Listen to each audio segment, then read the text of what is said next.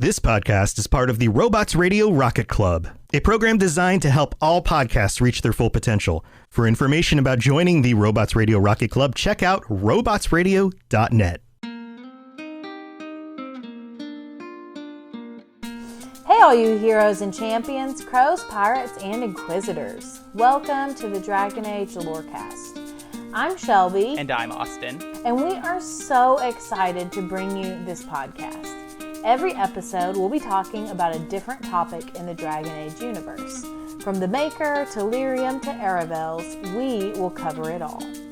There will be spoilers. And always remember, swooping is bad. Hello, and welcome to the Dragon Age Lorecast, where we talk about all things Dragon Age and its lore. I am one of your hosts, Austin, otherwise known as Teacup, and I'm here with my other host. Hey, I'm Shecup or Shelby. Super excited to be here today. All right, and so we are talking about more demons as we consider or continue our series on magic, spirits, and demons in our season 3. And so, yeah, what are we talking about today, Shelby? Well, actually, this is our last episode on demons, at least for the time being. So we are talking about a few more. We are talking about despair, regret, and fear and nightmare demons. So we've got 4 to talk about today. Some of them we don't know a lot about. So those are the last 4 demons we're covering. And next week, we're going to get into something even more interesting. All right. Well, all that sounds amazing and great. So let's just get into it.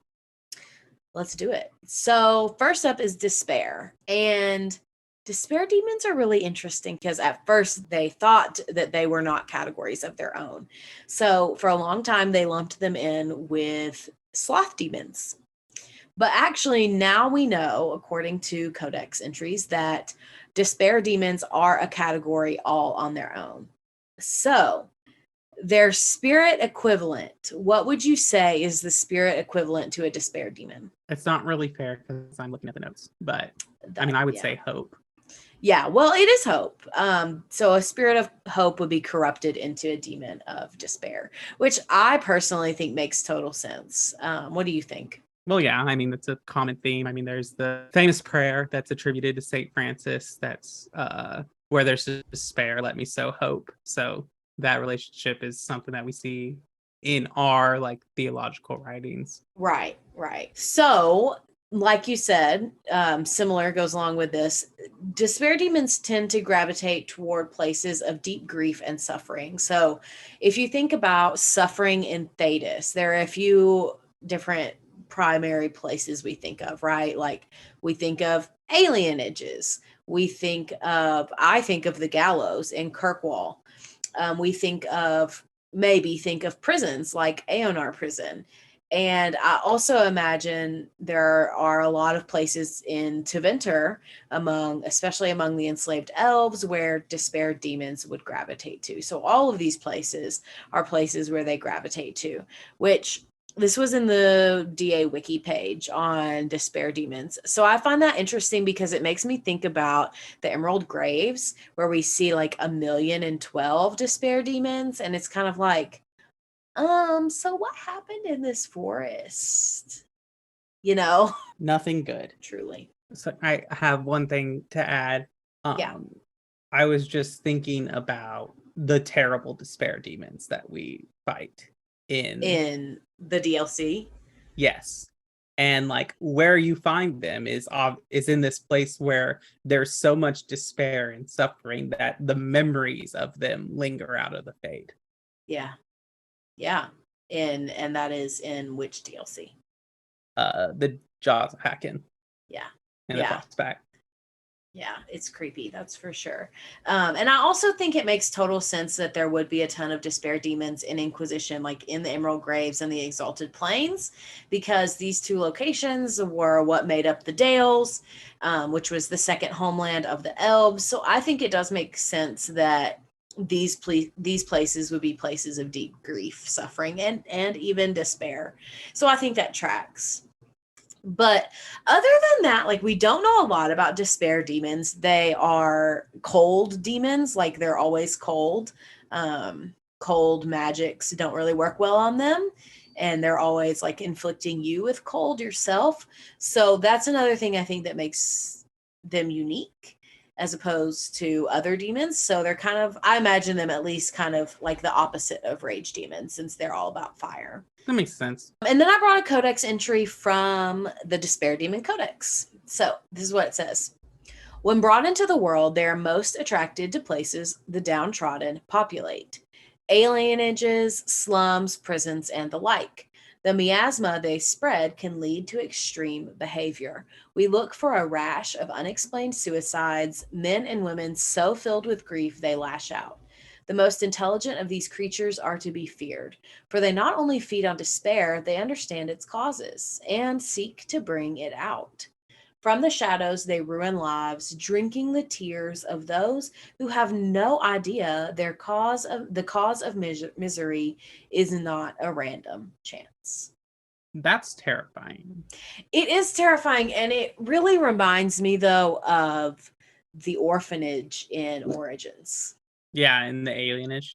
Yes, because it's like a double thing, right? Like, okay, there's this orphanage that's had some kind of weird thing happen. A bunch of people have died, and they're in the alienage. So it's like double jeopardy. Yeah, I think that it's interesting with that, hearing that, and like no idea the cause of their misery is not random chance. And like that despair demons could probably go so long without being noticed, because often like depression and true like despair isn't something that just comes over you all at once, kind of like how rage can be, but rather something that creeps in and slowly builds until it takes over your life. Yeah, absolutely. The quiet fall, as they call it. What is that? It's a line from KOTOR 2. Kreia says it's such a quiet thing to fall, but far more terrible is to admit it. I've never heard that. Yeah, it's in KOTOR 2. All right, well, are we ready to move on to regret? Yeah.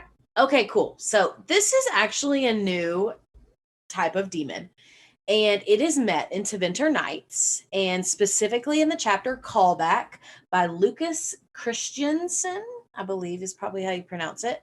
So if you haven't read that chapter, you can skip over the next 10 minutes, unless you are not mad about spoilers. If you are mad about spoilers, don't listen. Just don't. So basically what happens in this chapter is that Sutherland and his company, and if you're not familiar with that, Sutherland is an NPC you can meet in the Herald's Rest, and through the War Table missions, you can basically get him to be a company for you, similar to the Chargers, along with a few of his friends.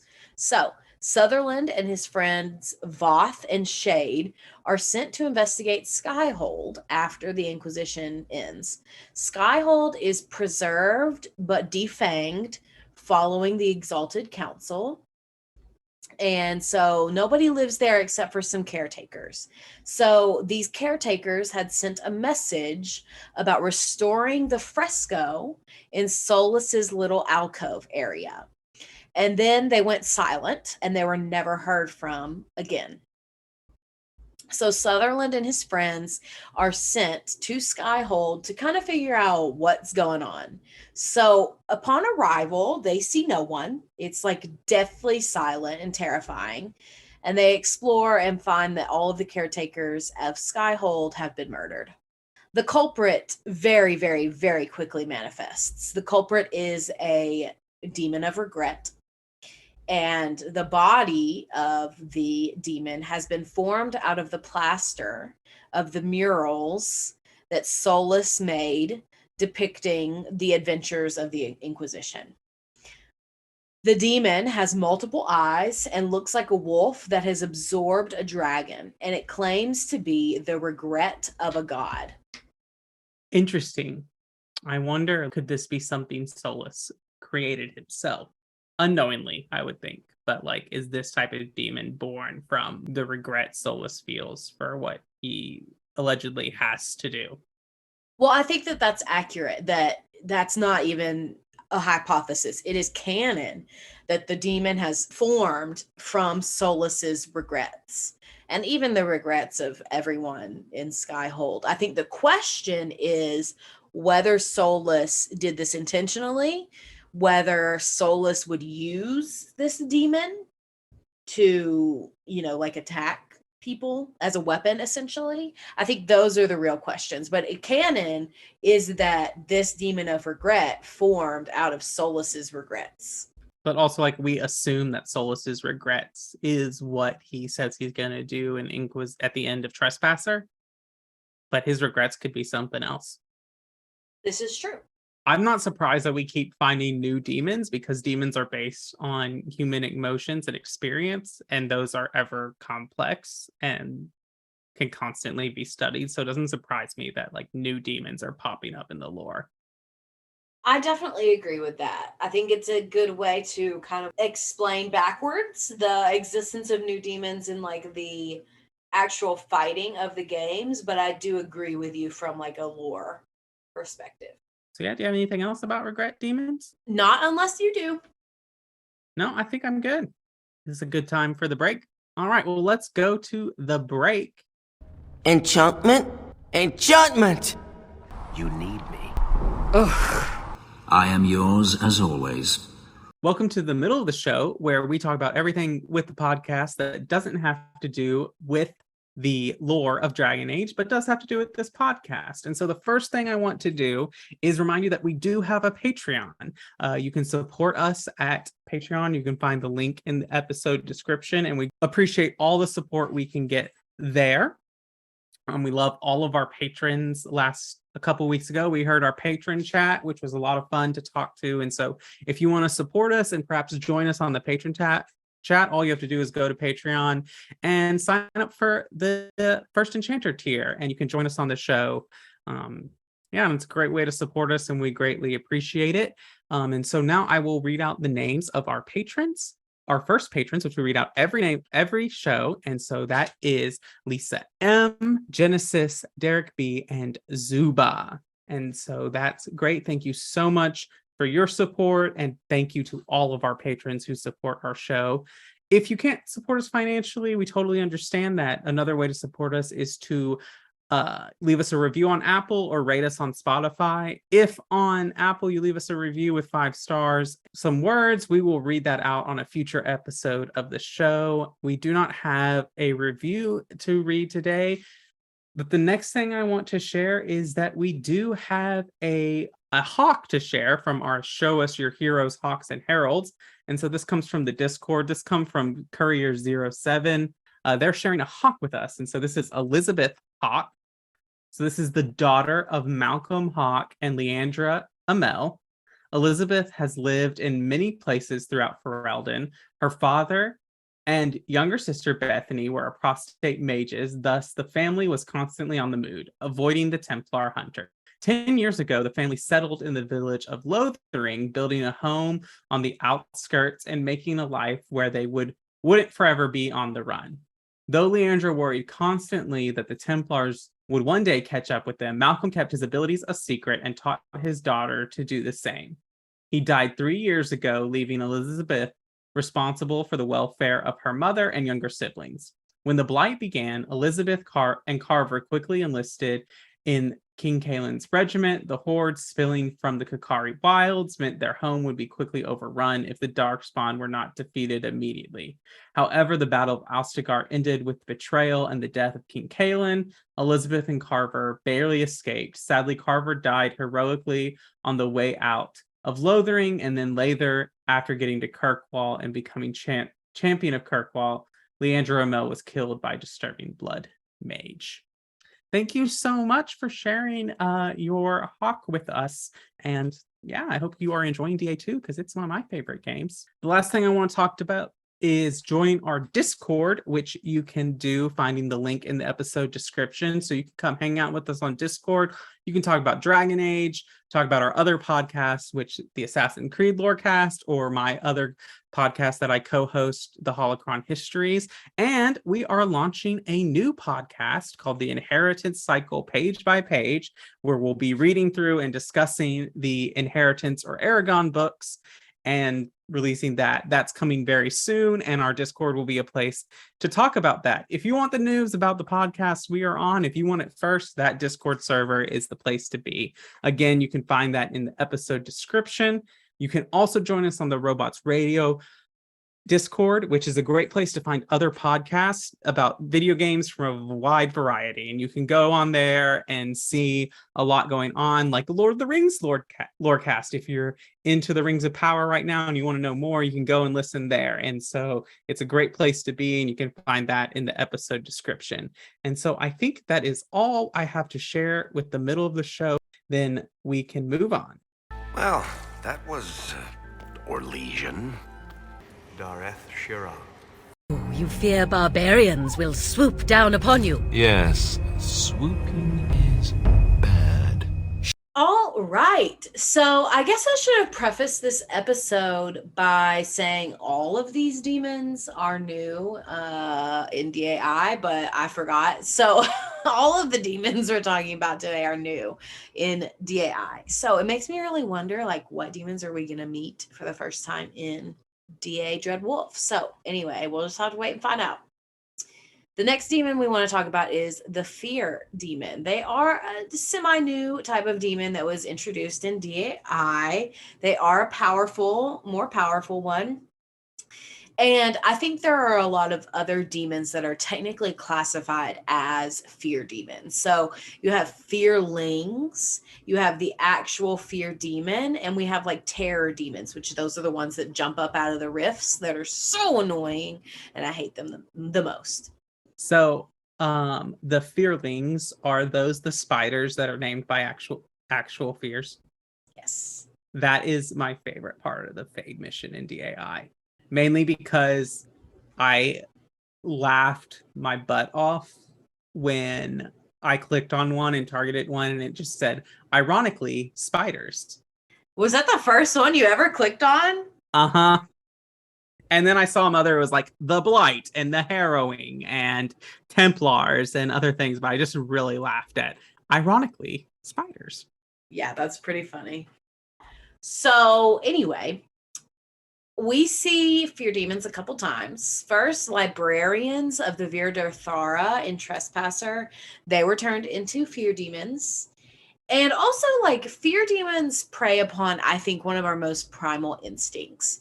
It's fear, even, that is what keeps us safe. So, like, that instinct is really important for us, especially when we're in dangerous situations. And so fear demons particularly prey on people in this context, which is scary because everyone understands fear to some extent. Like, no, the person who lives in 2022 and is afraid of public speaking is not quite the same level of fear as someone who lived in a cave in 250 years before the year zero. Like, that's not the same level of fear, sure, but we all do experience fear, and we all do experience it in different ways. It's not something that's unbeknownst to anyone. Like, some people, they just don't experience rage. Like, they could be angry, but they don't experience rage. And some people, jealousy is not something they struggle with. But I personally do not believe that anyone on this earth or in Thetis can say, I'm not afraid of anything. And if they do say that, they're lying. Yeah, you would be dead if you didn't have fear, and like the amount of recklessness you would encounter at that point. Right. And not even just in Thetis, like in our world too. But okay, so I also, of course, brought a Codex entry. And this one is for the Fear Demon. A demon that preys upon fear is not the most sophisticated sort of creature. They mimic forms they see in the nightmares of mortals, hoping to elicit the response they crave.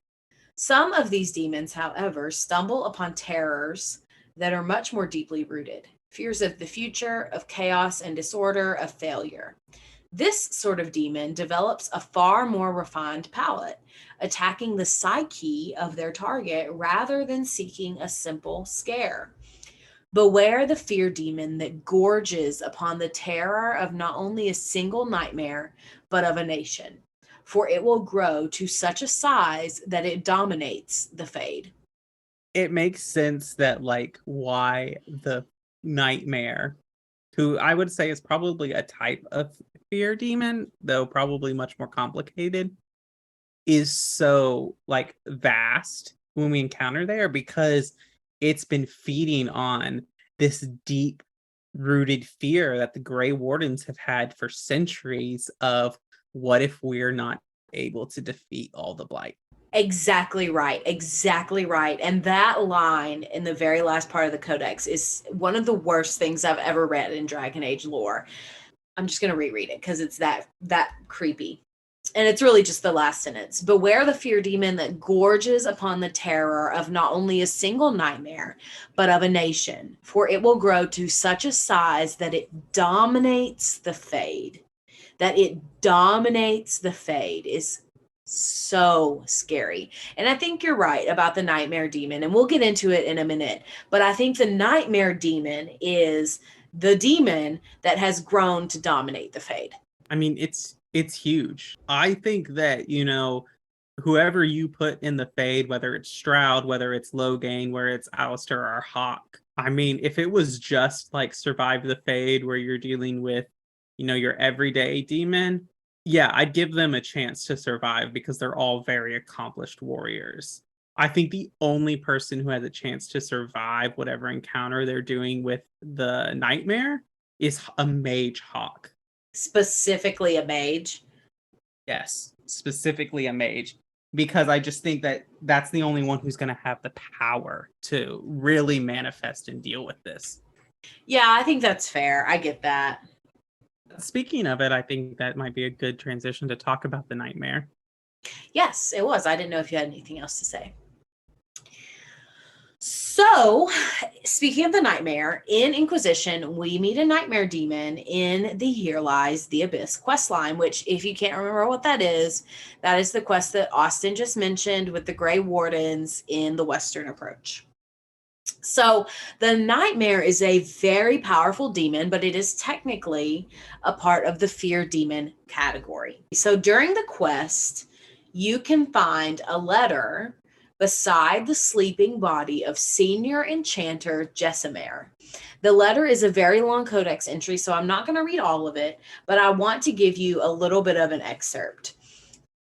Let me summarize the part I'm not going to read first, though. So essentially, the Senior Enchanter is diving into knowledge about demons, specifically fear demons. They argue that the Blight has shaped the history of Thedas more than almost any other event, which I totally agree with, and that the Blight has caused more fear than any other event in Thedas. So their research has been about connecting the Blight and demons, and this is what they say. The Blight is unequaled as a force of devastation and terror, hated and feared by peasant and king alike, from the northern hills of the Anderfells to the southern reaches of the Korkari wilds. I know of nothing else that inspires such universal and specific fear. Dragons and demons, yes, but both have found respect and fascination in different cultures across Thedas. Only the Blight is an unadulterated source of horror. If there exists a demon of fear who has shaped itself into a more intelligent, more specific mold, it will be a demon focusing on the fear of the Blight. This is the experiment I undertake. By the time you read this, my friends, I will be asleep, traveling through the Fade to find such a creature. So the Codex entry is titled Nightmare, and like I mentioned, it can be found during the quest, Here Lies the Abyss. Basically, this enchanter argues that a fear demon focusing on and using fear of the Blight would be one of the most powerful demons to ever exist. And the fact that this codex itself is named Nightmare And that we find it during the quest leads me to believe that the Nightmare Demon is, in fact, that super powerful demon that used the fear of the Blight to become so powerful. What are your thoughts? I mean, it makes sense. You and I both have religious studies background, and like we understand like the fear in which, how much the fear of like a world-ending event can like take hold of a person. And the Blight, every time it happens, brings Thetis to a point of maybe the world is going to end. And then it ends, yet the Blight's not over because that wasn't the last one. It's a similar thing with like theories around the end of times. In a lot of religions, there can often be a sense of fear of wanting to avoid it, of just deep like fear and anxiety about where will I stand in the end of the world? How will I be affected by the end of the world? It's a very realistic to me that this would be something that a demon could prey on and be powerful in. And like it's interesting, like the connection between the Blight and demons, because Darkspawn are not demons. They are not Fade. Well, I guess, are they Fade creatures? Like they don't have any of the powers of them. Like, and they come from brood mothers, not the Fade. I think you can make an argument that originally when like the Magisters went to the Fade and became Darkspawn, like you can talk about that origin, but no, I would not say that they are Fade creatures because like you just said, they come from brood mothers. They exist in this realm. Like they can't just go to the Fade. They're not Fade creatures. Often a Blight accompanies the more use of demons because of the negative emotions that are associated with it. Like how often do we in Origins during the Blight encounter just a ridiculous amount of demons or corpses or undead in ways I'm pretty sure we encounter undead in Denerim in the final mission. I think in the palace, I can't really remember. Yeah, and it's just amazing to me like I think there is a connection between demons and Darkspawn, but it's also something like, could a demon possess a Darkspawn? Why would they want to? Right, I guess that's like, do true. Darkspawn feel emotions? Like, you know? I think it depends on which Darkspawn you're talking about. Are you talking about the sentient Darkspawn from Awakening, or are you talking about, you know, just your run-in-the-mill Genlock or Herlock? Like, sure. Well, let's move on. Unless you have other thoughts about the Codex entry specifically, we can talk about the rest of the stuff with the Nightmare Demon. No, let's go on. Okay, so since Corypheus was one of the initial instigators of the Blight, he was able to win the aid of the Nightmare Demon for his cause, in exchange for then causing even more terror across Thetis for the Nightmare to feed on, of course. So the Nightmare Demon, again, is the demon that Clarel is about to bring through the Fade to feed on when we stop her. So as we begin to fight the Nightmare Demon, we're skipping ahead through the Fade a little bit. It begins to taunt the party, one by one, each playing on their fears, and even he speaks with the voice of Corypheus. I personally don't think I put that together until I was doing research for this, but Nightmare also reveals that it is the key to Corypheus's demon army, and without it, the bound demons fail, which we know. So before I get into the quotes that Nightmare says to the party, I want to say what everyone's greatest fear is, because this will illuminate the quotes a little bit more. Some of these are particularly sad, so just prepare yourselves. Blackwall's greatest fear is himself. Cassandra's greatest fear is helplessness. Cole's greatest fear is despair. Dorian's greatest fear is temptation. Iron Bull's greatest fear is madness. Sarah's greatest fear is the nothing. Solus's greatest fear is dying alone. Varric's greatest fear is becoming his parents. And Vivian's greatest fear is irrelevance. I could get us off track so badly right now, but I won't. So, are you ready for the quotes? Yes, I'm ready. I don't think anyone's ready for the quotes. No one's ready for the quotes. These are so messed up. So, Nightmare says this to Alistair. Did the king's bastard think he could prove himself? It's far too late for that. Your whole life, you've left everything to more capable hands. The archdemon, the throne of Ferelden, who will you hide behind now?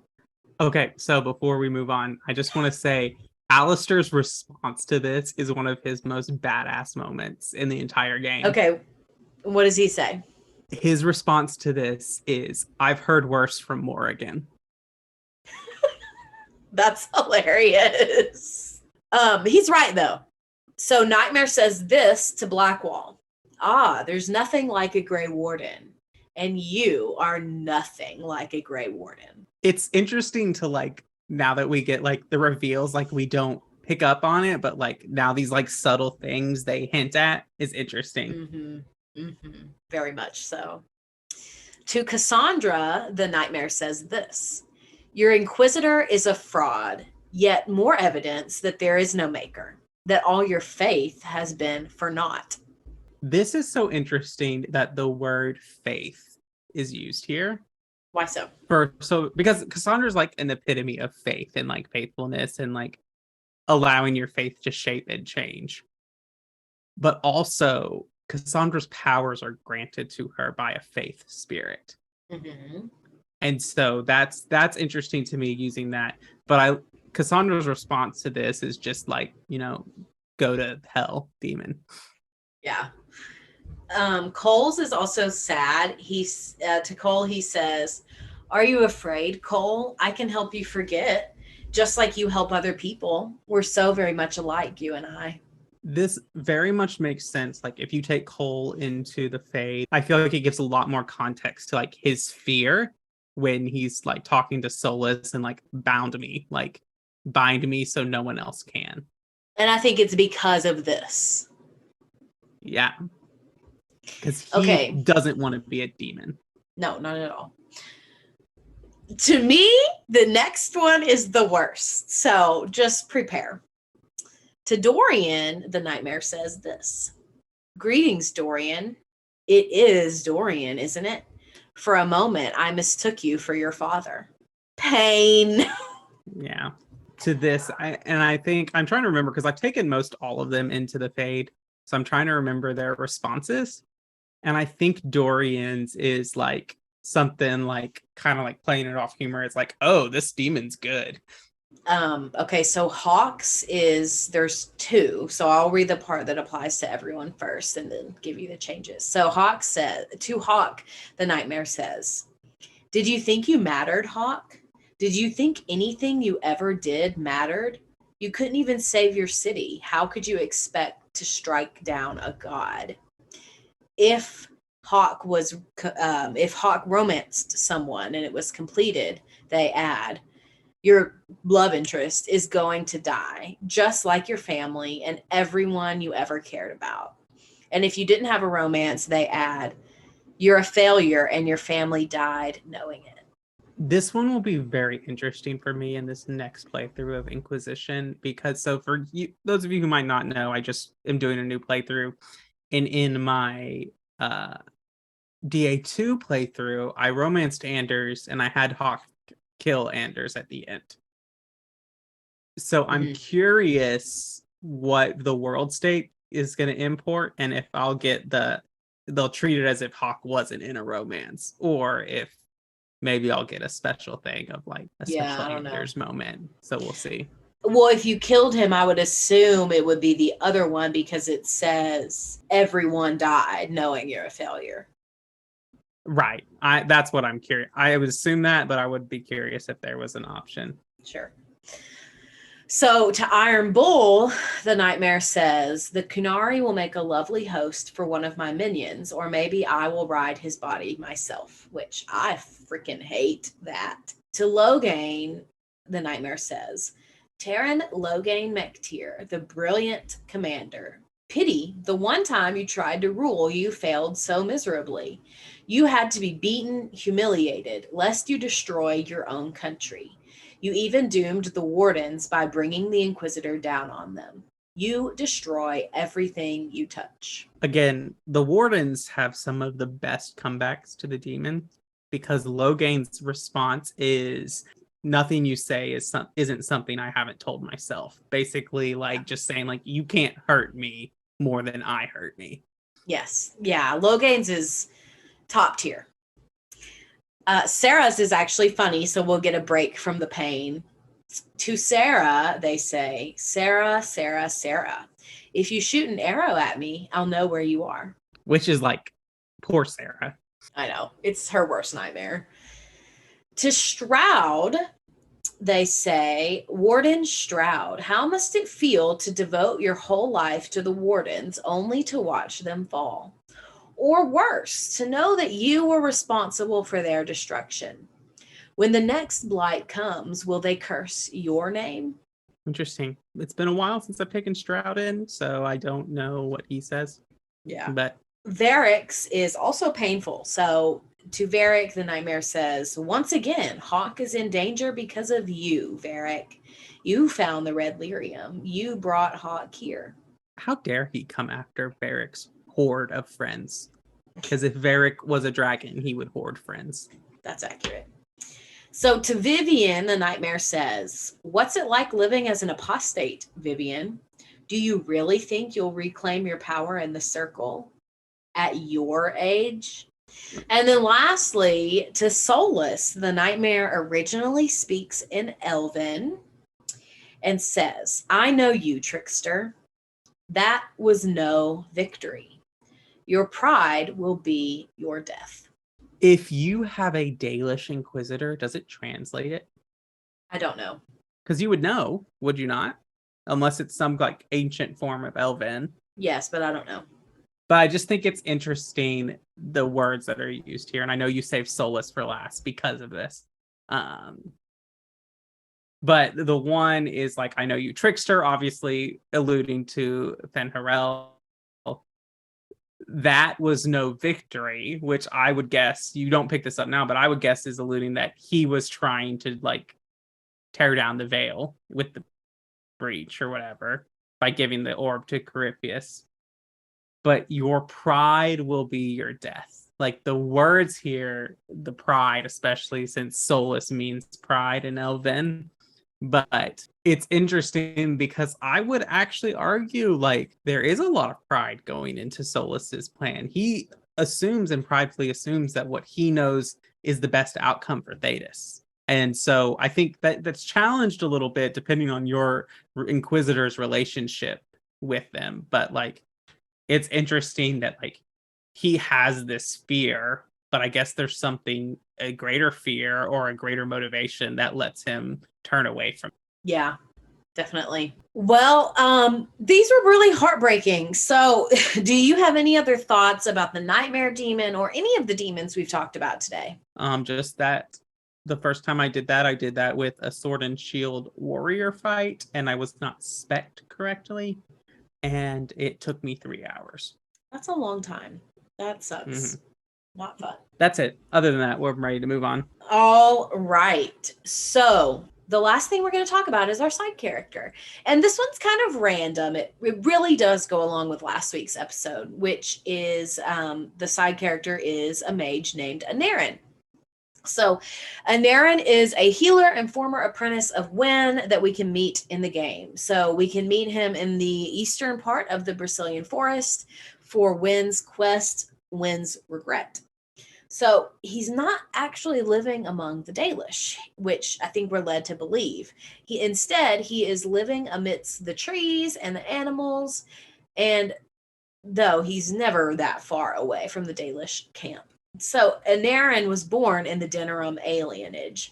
So he is a city elf originally, but was taken to the circle after his magic manifested.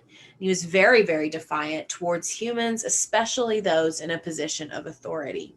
In the circle, he was apprenticed to Wynn at the time. She was very young and inexperienced as a teacher. Anarin really just needed some time to adjust to the circle, but Wynn was really harsh and didn't let him have any time. And so whenever he tried to talk to her, she basically was just like, you need to concentrate on your spell casting, like you need to concentrate on all this stuff, and didn't listen to the actual things he was saying. He often talked about the Dalish and how he wanted to seek them out. And then one night when he was 14 years old, he fled from the tower. Using his phylactery, the Templars hunted him down and left him for dead. But they didn't kill him all the way. Fortunately, a Dalish clan found him, took him in, and nursed him back to health. Wynne tells this story, the story of how she failed Anarin, to the hero of Ferelden, to the Warden. And so then after that, you can basically ask around the Dalish camp for any information about him. And they tell you that he can be found in the Bristolian Forest. When Wynne and Anarin are reunited, she apologizes for being a poor mentor, but he reveals that he doesn't have any ill feeling toward her, that she should put it behind her as well. He basically came to accept his path as a solitary apostate because he believes he just would never have fit in with the Circle's Templars and mages and the Chantry as well. Wynne then tells Anarin, like, Irving could find a way for you to come back to the Circle if you really wanted to, and you could change the Circle for the better and all this stuff. And Anarin admits, he says, I did like Irving, and that maybe I would consider the offer, but at the time he's unwilling to go back to the Circle. And if the Warden is a mage, interestingly enough, Anarin suggests that the Warden would be a great candidate to help rebuild the Circle after the aftermath. And then he gives Wynne Anarin's token, which is an item that she can wear. So after her quest finishes, he remains at the campfire in the eastern Bristolian Forest, and he explains, I just don't want to be part of the Circle or the Dalish, preferring to be alone in the forest. And interestingly enough, he can also heal the party's wounds. That's very, very interesting. I actually have never gotten enough approval with Wynne for this conversation to occur. Why not? It's because I haven't played Origins enough. But I do think it's interesting. So this quest and Liliana's quest and Shale's quest, all their personal quests, are not on the Dragon Age Keep. You cannot affect the choices you made in those quests on the Dragon Age Keep. That's weird. That's so interesting. Why do you think that is? I have no idea. Liliana, I guess I don't know. I guess they just, because it's DLC. Well, it's not DLC. You just get the backstory in the DLC. It's so interesting to me because maybe it's because Wynne is dead by the time of DAI. And so they don't want anything really to do with her. Or perhaps it's a thing about, maybe they're just weren't going to do anything, but those three are not involved. Ogren obviously has his own thing with Branka. You can say you even give Sten his sword, which I feel is the most inconsequential, and you obviously can affect Alistair's, whether he's hardened or not, but you cannot affect Liliana's quest. You cannot affect Wynne's quest and Shale's quest. That's very interesting. It was very interesting to me that those are the three they chose to leave out, which I would argue that with the regards to Wynne, especially Liliana's, that can have a big effect on her personality. Yeah, it really can. So it's just interesting. Maybe the assets didn't work with their story, and so they just left it out. But it is not an option on the Keep. Well, that's all I have about Anarin. Do you have other thoughts about him? It's another interesting point of seeing an example of three mages who want to get out of the Circle. So we have Anarin, we have Jowen, and we have Anders, all of which are interesting. Both Anders and Jowen destroy their phylacteries. Anarin does not. But I also think the different places they can be. So Anders comes into his own or whatever with Awakening and then DA2, and he does whatever he is as apostate. Jowen, depending on what you choose and how you finish his quest, can either go to ending in death or to a path of redemption for him. And then Anarin, I feel is just I just don't want attention. I just want to be a peaceful hermit, which if I was an apostate, that's probably where I would go. Same, dude, same. Well, do you have any other thoughts? Otherwise, I'm about out of content. All right. Well, thank you for listening to the Dragon Age Lorecast. We will see you next week.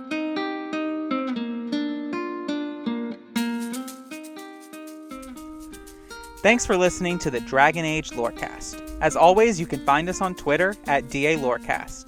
If you have any lore questions, topics to unpack, or side character suggestions, email them to us at dalorecast@gmail.com. The Dragon Age Lorecast is a part of the Robots Radio Rocket Club. You can join the Robots Radio Network Discord by clicking the link in our episode description. If you enjoyed our show, we'd love it if you'd subscribe and give us a review. See you next time.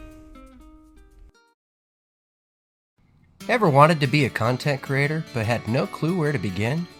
Come join me as I sit down with content creators that have already faced the challenges you're up against, as they discuss the tips and tricks that help them be successful. Here on The Content Creator's Guide, available wherever podcasts can be found.